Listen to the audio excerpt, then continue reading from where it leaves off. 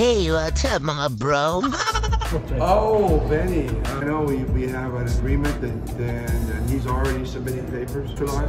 This could be a process. It's usually a long process. Jordan Clarkson wala na daw silbi sa national team kaya ba kinukuha na si Benny Boatwright as naturalized player para palitan si Clarkson at Brownlee? Sino nga ba ang dapat na maging naturalized player ng Gilas sa paparating na OQT?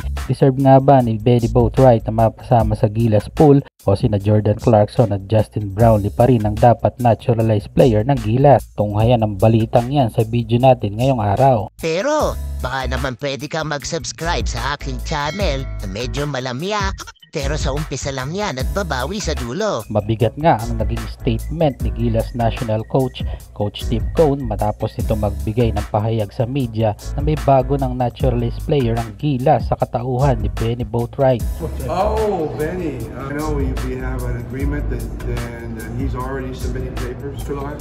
This could be a process. It's usually a long process. Ayon pa kay Coach Tim, ay ongoing na raw ang naturalization kay Benny Boatwright na napagpasyahan daw ng SBP at Gilas Management para maging bahagi ng Gilas program at maging resident naturalized import ng Gilas sa mga susunod na laban nito. Isa nga ito sa mga hiling ng ibang Gilas fans, particular ang SMB fans na madala nga sa national pool ang masasabi nating isa sa mga pinakamagaling na batang import sa PBA ngayon. Nag-average si Benny ng 30 points, 12 rebounds at 3.5 assists noong naglalaro pa ito sa SMB at masasabi nating may ibubuga at malakas maglaro ang batang player na ito. Pero ano nga ba ang mangyayari kapag natuloy na pagiging naturalized player ni Benny sa Gilas? Mawawalan nga ba ng pwesto si Clarkson at Brownlee sa Gilas para magbigay daan sa mas batang player na si Benny? Ayon kay Coach Tim ay pansamantalang magiging backup si Benny Boatwright sa ngayon naturalized player ng Gilas na si Justin Brownlee,